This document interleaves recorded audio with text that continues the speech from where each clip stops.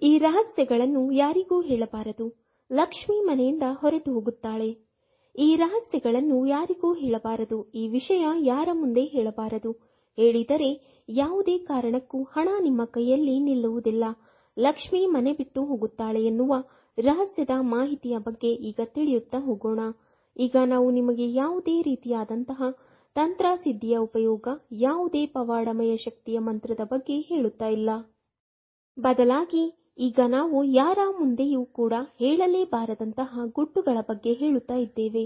ಈ ಗುಟ್ಟನ್ನು ನೀವು ಹೇಳಬೇಕು ಎಂದು ಹೇಳುತ್ತೀರಾ, ಅಥವಾ ಇಷ್ಟು ದಿನ ಈ ಹುಟ್ಟುಗಳನ್ನು ಯಾರಿಗೂ ಹೇಳಬಾರದು ಎಂದು ಗೊತ್ತೂ ಇರಲಿಲ್ಲವೋ ಏನೋ. ಈ ರಹಸ್ಯವನ್ನು ಬೇರೆಯವರ ಮುಂದೆ ಹೇಳಿದರೆ ಕೈಯಲ್ಲಿ ಹಣ ನಿಲ್ಲುವುದೇ ಇಲ್ಲ.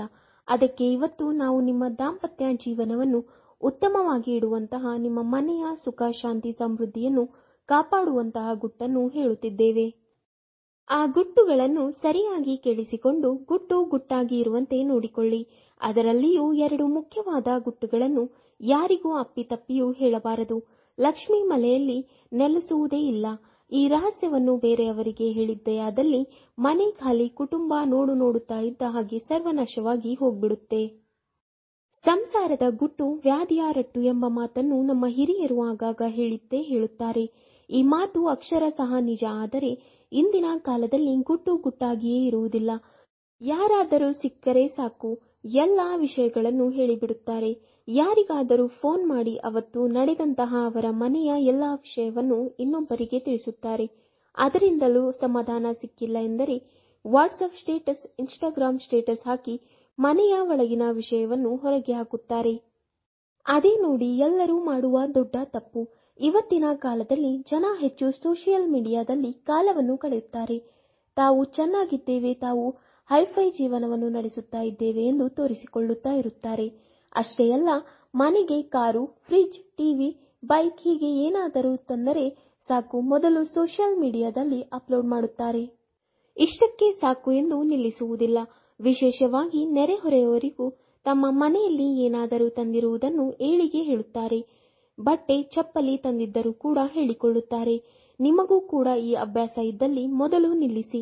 ಸಂಸಾರದ ಗುಟ್ಟು 3 ಗೋಡೆಯ ಒಳಗಡೆ ಇರಬೇಕು ಎನ್ನುವ ಮಾತಿದೆ.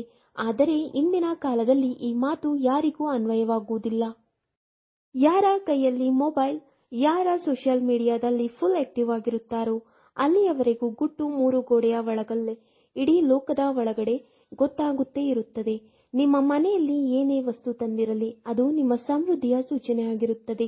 ಇದನ್ನ ನೀವು ಯಾರ ಮುಂದೆ ಆದರೂ ಹೇಳಿಕೊಂಡಿದ್ದಲ್ಲಿ ಅವರು ಅದನ್ನು ಖುಷಿಯಾಗಿ ಕೇಳುತ್ತಾರೆ. ಆದರೆ ಒಳಗಡೆ ಅಸೂಯೆ ಪಡುವುದಿಲ್ಲ ಎಂದು ಏನು ಗ್ಯಾರಂಟಿ? ಅಷ್ಟೇ ಅಲ್ಲ, ನಿಮ್ಮ ಚಿಕ್ಕ ಪುಟ್ಟ ಖುಷಿಯನ್ನು ಕೂಡ ಸಹಿಸಿಕೊಳ್ಳದ ಜನ ಬೇರೆಯವರ ಬಗ್ಗೆ ಕೊಂಕು ಮಾತನ್ನು ಕೂಡ ಹೇಳಬಹುದು. ಅದಕ್ಕೆ ಯಾವುದೇ ಕಾರಣಕ್ಕೂ ನಿಮ್ಮ ಮನೆಯಲ್ಲಿ ಏನೇ ವಸ್ತುಗಳನ್ನು ತಂದಿದ್ದರೂ ಅದನ್ನು ಯಾರಿಗೂ ಹೇಳಬೇಡಿ. ವೀಕ್ಷಕರೇ, ನಿಮಗೆ ಈ ವಿಡಿಯೋ ಇಷ್ಟವಾದಲ್ಲಿ ಲೈಕ್ ಮಾಡಿ, ಕಮೆಂಟ್ ಮತ್ತು ಶೇರ್ ಮಾಡಿ. ಇಂತಹ ಮುಂದಿನ ವಿಡಿಯೋಸ್ಗಳಿಗಾಗಿ ನಮ್ಮ ಚಾನೆಲ್ ಅನ್ನು ಸಬ್ಸ್ಕ್ರೈಬ್ ಮಾಡಿ. ಧನ್ಯವಾದಗಳು.